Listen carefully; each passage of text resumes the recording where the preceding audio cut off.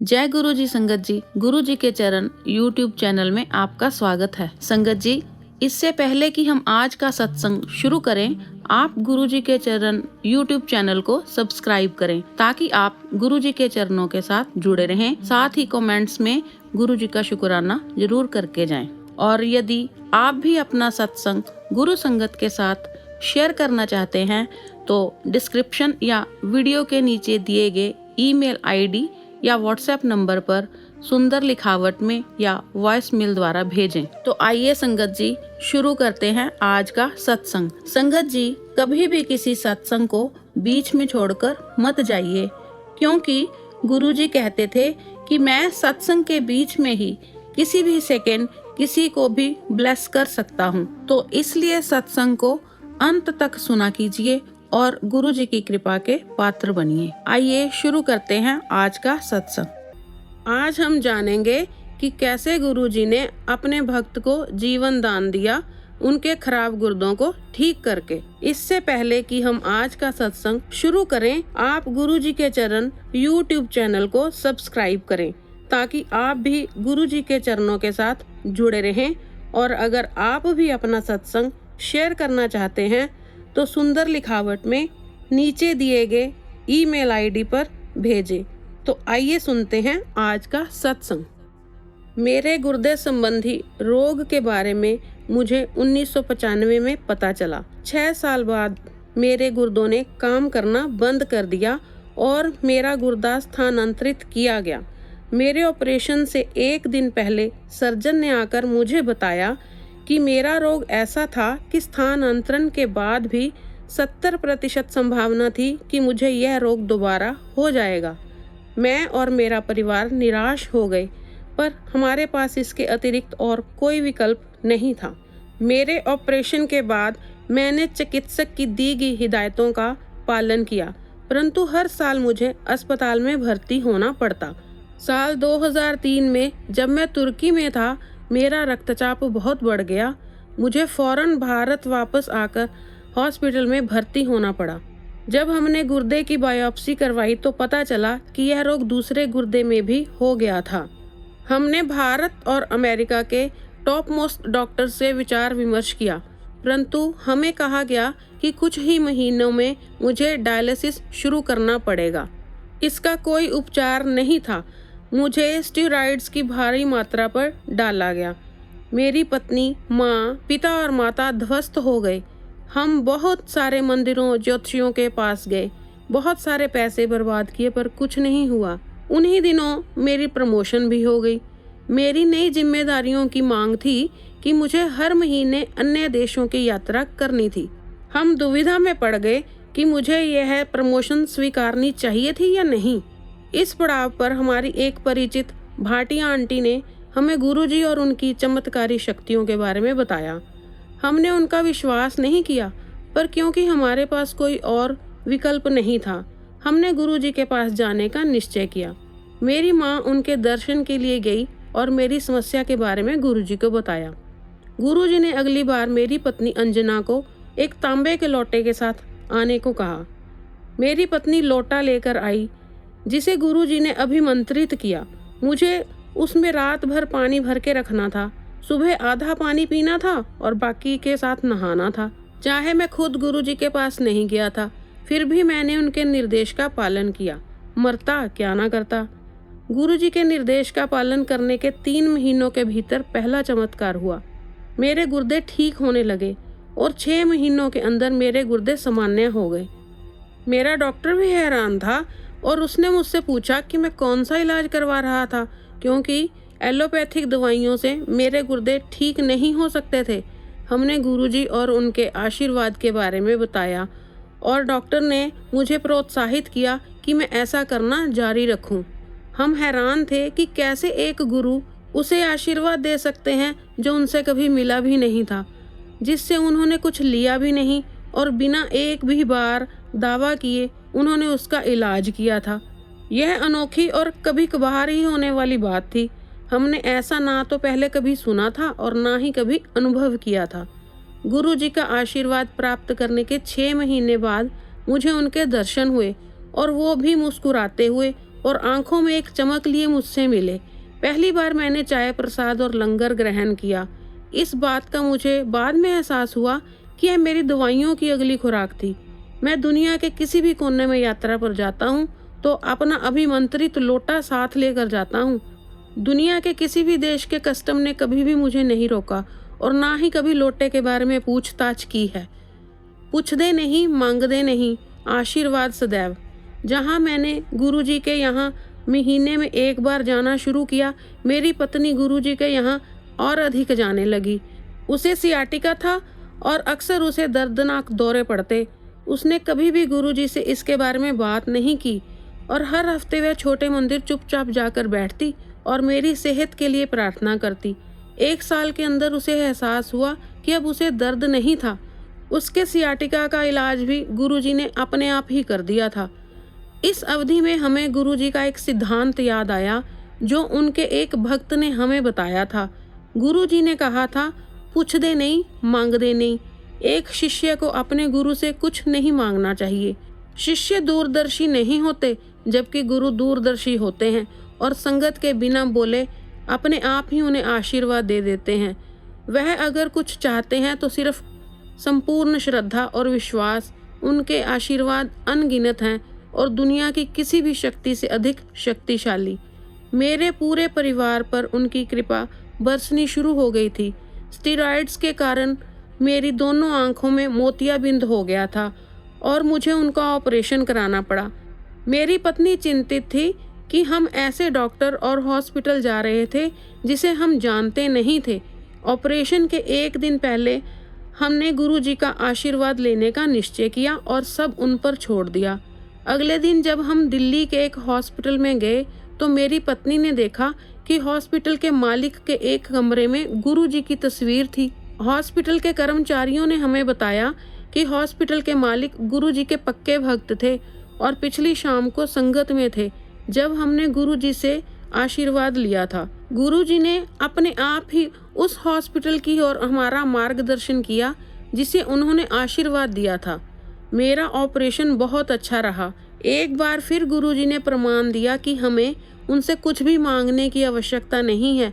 उनका आशीर्वाद सदैव हमारे साथ है, हर जगह है और हर समय है। चाहे मेरे गुर्दे में सुधार हो रहा था, फिर भी मुझे महंगी दवाइयाँ खानी होती थी, जिसके कारण हमारी सेविंग्स खत्म होती जा रही थी। हर हफ्ते गुरुजी की संगत में बैठे हुए हम चिंता में रहते थे। कुछ और महीने में जब हमारी सेविंग्स खत्म हो चुकी होंगी तो हम यह सब खर्चा कैसे उठाएंगे। जब भी हम लंगर के बाद आज्ञा लेते तो गुरुजी हमेशा मुस्कुराते, पर हम कभी भी हिम्मत नहीं जुटा पाते कि उनसे कुछ पूछें। मैंने कुछ साल आर्मी में भी काम किया था, पर उनके संपर्क में अब नहीं था। एक दिन एक बुजुर्ग एक्स सर्विसमैन ऑफिसर जो हमारे घर के पास रहते थे, हमारे घर की डोरबेल बजाई और हमें कुछ फॉर्म्स दिए। उन्होंने हमें बताया कि गवर्नमेंट ने एक्स सर्विसमैनों के लिए एक नई योजना घोषित की है, जिसके तहत अगर हम अपना नाम लिखवाते हैं तो हमें life long free medical facilities मिलेंगी। हमने सारी फॉर्मेलिटीज़ तुरंत पूरी की और कुछ ही समय में हमें फ्री मेडिसिन्स मिलने लगी। हमने सिर्फ 4500 रुपये की फ़ीस चुकाई, जिससे हमें 20,000 रुपये प्रति माह की दवाइयाँ आजीवन मिलती। इतने सारे आशीर्वाद इतने कम समय के अंदर। गुरुजी बस अपनी मुस्कुराहट के द्वारा हमसे बात करते। यह कितना दिव्य अनुभव था, क्योंकि हम इंसान हैं। गुरुजी का आशीर्वाद मिलने के प्रतिकूल हम लोग चिंता करते हैं। हमारी पिछली चिंताएं समाप्त हो गई तो अब नई शुरू हो गई थी। मेरी पत्नी मुझे कहती कि अगर मेरे गुर्दे फिर से खराब हो गए तो मेरी नौकरी जा सकती थी।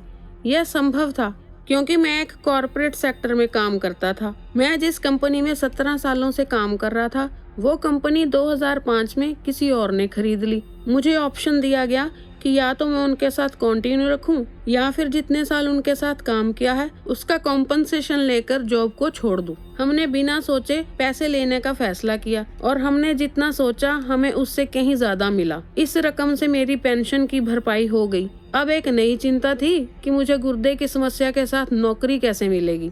नई कंपनी में काम शुरू करने से पहले मेरा मेडिकल होता और उन्हें मेरी समस्या का पता चल जाता। गुरुजी के आशीर्वाद से मेरे पास 2 नौकरियों के प्रस्ताव आए, जिसमें से मैंने एक को चुना। नई कंपनी में काम शुरू करने से 1 महीना पहले मेरी मेडिकल हुई और मैंने नई कंपनी में अपनी मेडिकल रिपोर्ट दे दी। उस रिपोर्ट में मेरे गुर्दे की समस्या, बीपी और मैं जो दवाइयाँ खाता हूँ उन सब की पूरी लिस्ट थी। मुझे पूरा यकीन था कि वो कंपनी मेरे नौकरी का प्रस्ताव रद्द कर देगी, परंतु हैरानी की बात यह थी कि मुझसे कोई सवाल नहीं पूछा गया और मैंने अपनी नई कंपनी में काम शुरू कर दिया। काम शुरू करने के 3 महीने बाद मैंने अपने एचआर से पूछा कि उसने मेरी रिपोर्ट पढ़ी थी और उसको मेरी रिपोर्ट ठीक लगी।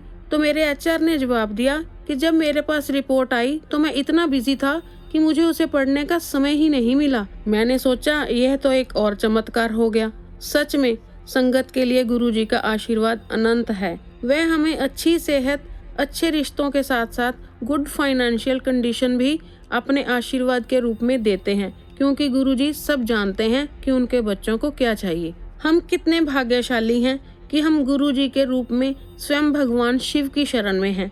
उन्होंने हमारी सभी चिंताओं और समस्याओं का ध्यान रखा है और उसके बदले में हमें खुशियाँ, मुस्कुराहट और एक प्यारा सा गुरु संगत परिवार दिया है। तो संगत जी, आज के सत्संग से हमें ये शिक्षा मिलती है कि हमें अपने गुरुजी पर पूर्ण विश्वास रखना चाहिए, क्योंकि हमारे गुरुजी सब जानते हैं कि उनके बच्चों को क्या चाहिए। इसलिए शांत मन से मंत्र जाप कीजिए और सदैव गुरुजी का शुक्राना कीजिए। गुरुजी से मिलने से पहले ईश्वर की दया और उसके प्राणी प्रेम में मेरा विश्वास बिल्कुल नहीं था। गुरु कृपा का शब्दों में वर्णन करना अत्यंत मुश्किल है। जिस प्रकार परमात्मा प्रार्थनाओं का फल देते हैं, उसी प्रकार गुरु जी के सत्संग में सत्संग सुनने वाले और सत्संग सुनाने वाले दोनों को वरदान और असीम आनंद की प्राप्ति होती है। मैंने सुना है कि ईश्वर हमें हमारे अच्छे या बुरे कर्मों के अनुसार हमें फल देते हैं, किंतु मैंने गुरु जी को अपनी दिव्य ज्वाला में हमारे बुरे कर्मों को जलाते हुए देखा है। गुरु जी के प्रथम दर्शन के समय मैं 11वीं कक्षा में पढ़ती थी। उस समय हम नोएडा में रहते थे। मेरा जन्म तो पंजाब में हुआ था, लेकिन मैं पंजाब में पली बड़ी नहीं थी, इसलिए मुझे पंजाबी भाषा बिल्कुल नहीं आती थी। पंजाबी भाषा ना आने के कारण मुझे गुरु जी का कोई कथन समझ में नहीं आता था। इसमें कोई शक नहीं कि गुरु जी से पहली बार ही मिलने पर मुझे कितना अच्छा लगा, यह वर्णन करना भी बहुत कठिन है। अपने स्कूल के एनुअल फंक्शन पर मुझे वेलकम स्पीच देनी थी। चाहे मैं ये हर साल करती थी, मगर इस बार हमारे मुख्य अतिथि कोई हाई क्लास ऑफिसर थे, इसलिए घबराहट के मारे मेरे हाथ पैर कांप रहे थे। फिर भी मैंने मन में गुरुजी को याद किया और मंच पर चली गई। माइक के सामने जाते ही मेरी घबराहट मानो छूमंतर हो गई। मेरी स्पीच खत्म होते ही सबने खड़े होकर मेरे लिए तालियां बजाई। जब मैं स्टेज से नीचे उतरी तो मेरी सहेली ने मुझे पूछा कि मंच पर जाने से पहले तो तू इतनी घबराई हुई लग रही थी, मगर जैसे ही माइक के सामने गई तो ऐसे लगा कि वो तू नहीं कोई और ही है। तो मैंने उसे बोला कि स्टेज पर जाते ही मुझ में एक अलग ही एनर्जी दौड़ने लगी, जिसके कारण मेरी स्पीच इतनी अच्छी गई। स्कूल की छुट्टी के बाद जैसे ही घर जाकर मैंने अपनी फेसबुक खोली तो सबसे पहले गुरुजी का मैसेज दिखा, जिसमें लिखा था, कुड़िए मेरे होते तो घबराया मत कर, मैं हर पल तेरे साथ हूँ। जिसे देखकर मेरी आंखें भर आई। इस सत्संग के अलावा भी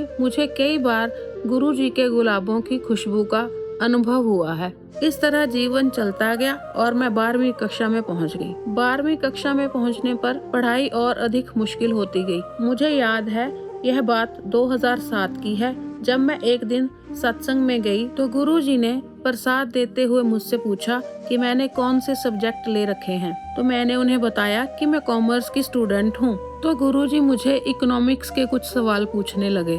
गुरुजी ने मुझसे जो प्रश्न पूछा उसका उत्तर मुझे अच्छे से पता था, लेकिन पता नहीं उस समय मुझे क्या हुआ कि मैं उसका कोई जवाब ना दे सकी। उसके बाद पूरी रात मैं ये सोचती रही कि आखिर ये हुआ क्या, जिसकी समझ मुझे बाद में लगी कि गुरुजी ने क्या किया था। गुरुजी की इस चेतावनी के बाद मैं इकोनॉमिक्स पर और ज्यादा ध्यान देने लगी, जिसका फायदा मुझे तब हुआ जब 12वीं कक्षा के सेकंड सेमेस्टर में हमारी इकोनॉमिक्स की टीचर चली गई। अब हमारी पूरी क्लास को इकोनॉमिक्स खुद ही पढ़ना था, पर मैं तो गुरुजी की चेतावनी के कारण पहले से ही इकोनॉमिक्स बड़े अच्छे से पढ़ रही थी। जहाँ पूरी क्लास 80% मार्क्स मुश्किल से ले पाई, वहीं मैं अपने प्यारे गुरुजी की कृपा से 97% मार्क्स लेकर पास हुई। अब 12वीं के फाइनल एग्जाम्स पास आ रहे थे, जिसके कारण गुरुजी के सत्संग में जाना भी कम हो गया था, क्योंकि गुरुजी का खुद भी यही आदेश था कि मैं एग्जाम्स पर ज्यादा ध्यान दूं। 13 जनवरी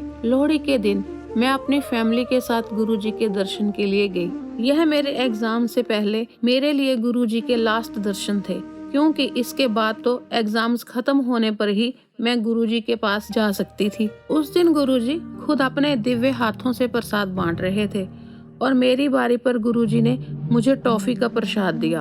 वैसे तो गुरुजी का आदेश है कि प्रसाद को वहीं खत्म कर दिया जाए, पर टॉफी एक एक्सेप्शन थी, इसलिए मैंने कुछ टॉफी वही खा ली और कुछ बचाकर जेब में रख ली। जब मैं गुरुजी के पास आज्ञा लेने गई और गुरुजी के चरणों को स्पर्श किया तो जाते वक्त गुरुजी ने मुझे अपना एक स्वरूप दिया। तो मैं बहुत खुश हो गई कि गुरुजी ने अपने हाथों से मुझे अपना स्वरूप देकर ब्लेस किया। मैंने घर वापस आकर आज गुरुजी ने मुझे जो ब्लेसिंग्स दी और उन सब घटनाओं पर विचार किया और गुरुजी के स्वरूप को अपने हाथ में पकड़ा तो मुझे उसमें से गुरुजी की सुगंध महसूस हुई। साथ ही जब मैंने बची हुई टॉफियां गिनी तो वो भी कुल 12 थी और मेरे 6 एग्जाम्स थे, तो मैं समझ गई कि यह गुरुजी की लीला है। अब अगले दिन मेरे एग्जाम्स शुरू हो रहे थे और मुझे गुरुजी की ब्लेसिंग्स भी मिल चुकी थी, तो मैंने गुरुजी का शुक्राना किया और बेफिक्र होकर सो गई। मैं एग्जाम्स में गुरुजी के स्वरूप को अपने साथ ही लेकर जाती थी। हर एग्जाम के साथ गुरुजी के स्वरूप में से सुगंध आनी कम होती गई और मेरे लास्ट एग्जाम के दिन तो वो सुगंध पूरी तरह से चली गई, मानो जैसे गुरुजी ने मेरे एग्जाम्स के लिए ही उस स्वरूप में वास किया हो और मेरा कल्याण किया हो। गुरुजी की कृपा से मैं उस साल के टॉपर्स में शामिल हुई और मुझे दिल्ली के one of the top colleges में एडमिशन मिल गई। दिल्ली यूनिवर्सिटी से ग्रेजुएशन करने के बाद मैं कुछ भी नहीं कर रही थी। गुरुजी ने मुझे सिम्बायोसिस यूनिवर्सिटी द्वारा कॉरेस्पॉन्डेंस MBA करने के निर्देश दिए। गुरुजी की कृपा से मैं रजिस्ट्रेशन के लास्ट दिनों में भी एडमिशन पाने में सफल रही। एग्जाम्स के लिए मैंने साउथ दिल्ली सेंटर को चुना, पर मुझे अपना चुना हुआ सेंटर ना मिलकर दिल्ली के दूसरे एंड पर मेरा सेंटर मिला। मेरे पापा ने सेंटर बदलने के लिए रिक्वेस्ट भेजी, मगर यूनिवर्सिटी ने बोला कि एक बार सेंटर निर्धारित होने पर उसे बदलना संभव नहीं है। हर रोज एग्जाम्स के कारण मेरा एक दिशा में 45 किलोमीटर यात्रा करना संभव नहीं था, इसलिए मैंने सोचा कि मैं अपने दादा दादी के पास रहूं, जो इस केंद्र से 10-15 किलोमीटर के आसपास ही रहते थे। नोएडा में उनके पास रहने से मेरा गुरुजी के पास जाना असंभव था। जैसे तैसे मैंने अपना पहला एग्जाम तो दे दिया, पर मैं इतनी दुखी थी कि मेरा मन बाकी एग्जाम्स को छोड़ने का कर रहा था। मैं बहुत रोती थी और मन ही मन गुरुजी से प्रार्थना करती थी कि वो मुझे इस सिचुएशन से बाहर निकालें। इसके बाद जो हुआ उसकी कल्पना भी नहीं की जा सकती थी। अगले दिन जब सब एग्जाम देने में मगन थे तो एक एग्जामिनर ने आकर अनाउंस किया कि अगर कोई स्टूडेंट अपना सेंटर चेंज करना चाहता है तो वो बता सकता है, और उन सेंटर्स की लिस्ट में साउथ दिल्ली का सेंटर भी था। मैं तो उछल पड़ी और तुरंत ही अपना नाम लिखवा दिया। एग्जाम्स के लास्ट में उस एग्जामिनर के पास जाने पर उसने बताया कि ज्यादा स्टूडेंट्स होने के कारण इस सेंटर पर जगह की कमी थी, जिसके कारण अपना सेंटर चेंज करवाया जा सकता है, और मेरी इस रिक्वेस्ट को स्वीकार कर लिया गया। अब मैं एग्जाम्स होते हुए भी गुरुजी के पास जाकर उनके दर्शन कर सकती थी। हमारे प्यारे गुरुजी के अलावा ऐसा और कौन कर सकता था। गुरुजी की शक्तियों को समझ पाना हमारी बुद्धि के बस की बात नहीं है। जय गुरुजी, शुक्राना गुरुजी। प्यारी संगत जी, गुरुजी का सत्संग बड़ी ही किस्मत वालों को सुनने को मिलता है। गुरुजी ने खुद ये कहा था कि मैं चलते सत्संग में किसी भी क्षण तुमको ब्लेसिंग्स दे सकता हूँ और तुम्हारी किस्मत खोल सकता हूँ। साथ ही गुरुजी ने ये आदेश भी दिया था कि अपना छोटे से छोटा सत्संग भी अपनी संगत के साथ शेयर किया करो। इसलिए संगत जी, चलते सत्संग में कभी भी उठकर मत जाया कीजिए और ना ही अपना ध्यान भटकाया कीजिए, क्योंकि गुरुजी किसी भी पल आपकी किस्मत खोल सकते हैं। और साथ ही साथ गुरुजी की छोटी से छोटी कृपा का सत्संग भी संगत के साथ जरूर शेयर किया कीजिए। एक बार एक फकीर किसी जंगल में एक गुफा में रहते थे। उनकी अपने आप पर इतनी पकड़ थी कि वो कई दिन बिना कुछ खाए पिए गुजार देते और मालिक की बंदगी करते। एक दिन एक मुसाफिर ने उनको गुफा के बाहर बैठा देखा तो वो उनके पास आया और उनको नमस्कार करके उनके चरणों में बैठ गया। फकीर की समाधि खुली तो वो बोले, हाँ भाई, क्यों बैठा है? मुसाफिर बोला, महाराज, मैं सब कुछ छोड़कर आपकी शरण में रहना चाहता हूँ। फकीर साहब बोले, जाओ, अभी तुम्हारा समय नहीं हुआ, पहले अपने अंदर से मैं और मेरा के भाव को मिटाओ। फकीरी तुम्हारे बस की नहीं है। उसे खूब डांटा पर वो नहीं माना। तो फकीर बोले, चलो अच्छा ठीक है, तुम मेरे साथ रह सकते हो, भूख भी काटनी पड़ेगी और प्यास भी, और मेरे पास तुम्हें देने के लिए कुछ भी नहीं है। मुसाफिर बोला, सरकार, मैं तो दुनिया को छोड़ आया हूँ, मुझे कुछ नहीं चाहिए। इस तरह कई दिन गुजर गए। उस फकीर के पास 3 चीजें थी, तकिया, कंबल और कटोरा। मुसाफिर रोज सोचता कि इस भुक्कड़ के पास तो इसके सिवा कुछ और है ही नहीं। एक दिन फकीर ने देखा कोई ठंड से सिकुड़ रहा है, उसे अपना कंबल दे दिया। मुसाफिर बोला, ये क्या किया आपने? वो बोले, इसके बगैर भी मेरा तो चल जाएगा।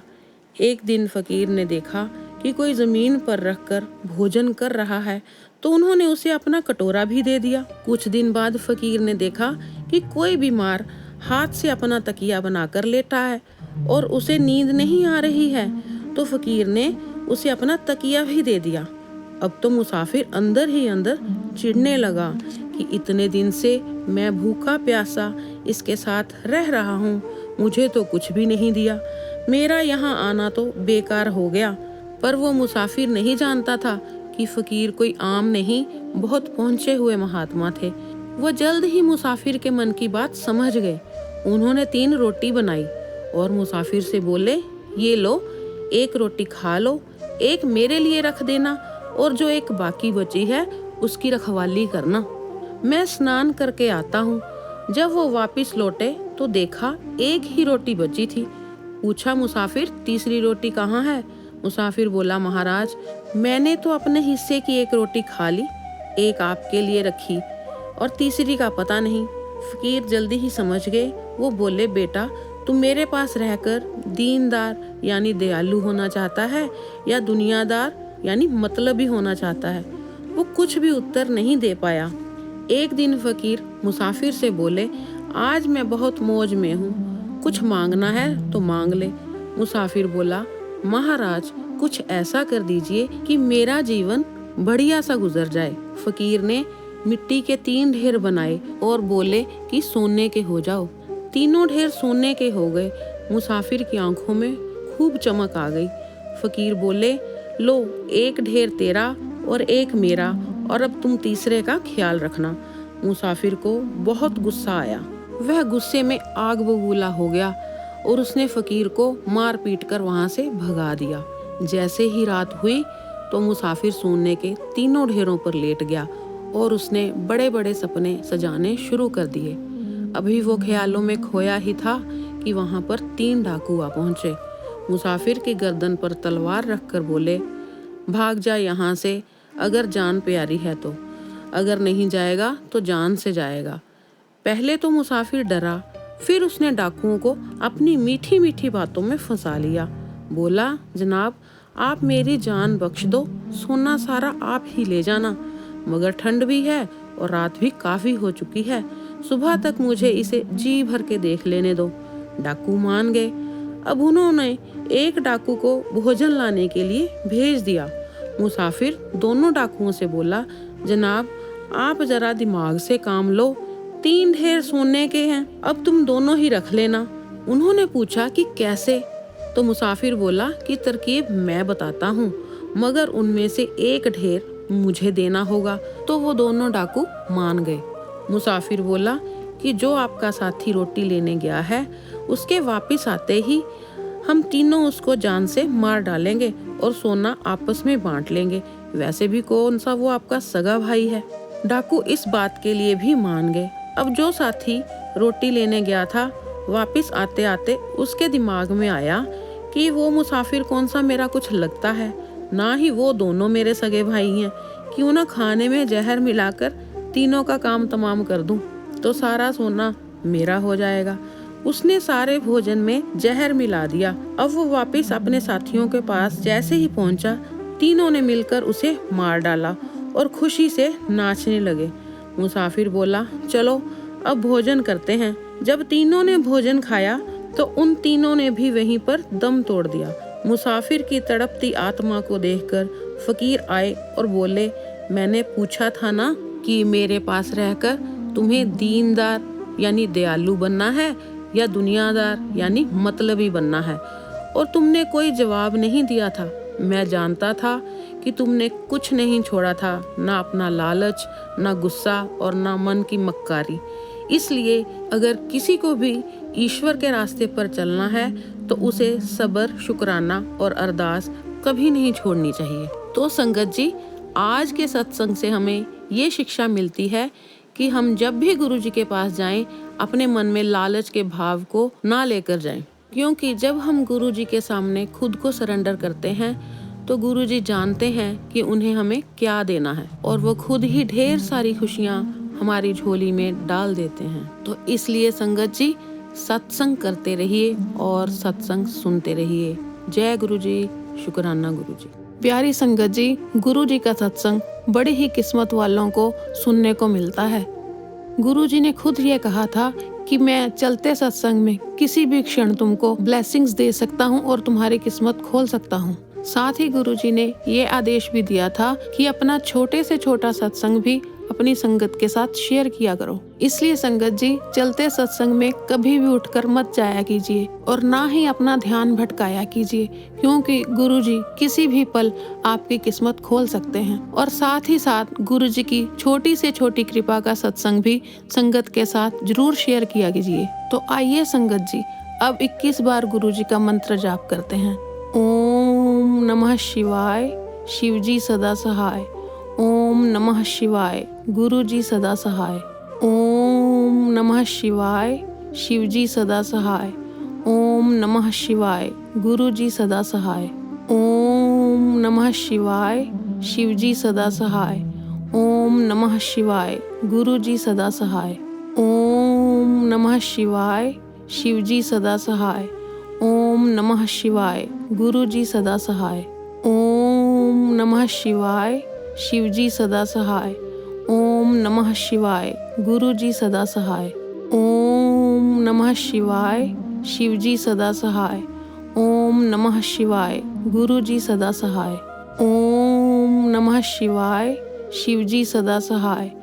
ओम नमः शिवाय, गुरु जी सदा सहाय। ओम नमः शिवाय, शिव जी सदा सहाय। ओम नमः शिवाय, गुरु जी सदा सहाय। ओम नमः शिवाय, शिव जी सदा सहाय। ओम नमः शिवाय, गुरु जी सदा सहाय। ओम नमः शिवाय, शिव जी सदा सहाय। ओम नमः शिवाय, गुरु जी सदा सहाय। ओम नमः शिवाय, शिव जी सदा सहाय। ओम नमः शिवाय, गुरु जी सदा सहाय। ओम नमः शिवाय, शिव जी सदा सहाय। ओम नमः शिवाय, गुरु जी सदा सहाय। ओम नमः शिवाय, शिव जी सदा सहाय। ओम नमः शिवाय, गुरु जी सदा सहाय। ओम नमः शिवाय, शिव जी सदा सहाय। ओम नमः शिवाय, गुरु जी सदा सहाय। ओम नमः शिवाय, शिव जी सदा सहाय। ओम नमः शिवाय, गुरु जी सदा सहाय। ओम नमः शिवाय, शिव जी सदा सहाय। ओम नमः शिवाय, गुरु जी सदा सहाय। ओम नमः शिवाय, शिव जी सदा सहाय। ओम नमः शिवाय, गुरु जी सदा सहाय। ओम नमः शिवाय, शिव जी सदा सहाय। ओम नमः शिवाय, गुरु जी सदा सहाय। ओम नमः शिवाय, शिव जी सदा सहाय। ओम नमः शिवाय, गुरु जी सदा सहाय। ओम नमः शिवाय, शिव जी सदा सहाय। ओम नमः शिवाय, गुरु जी सदा सहाय। ओम नमः शिवाय, शिव जी सदा सहाय। ओम नमः शिवाय, गुरु जी सदा सहाय।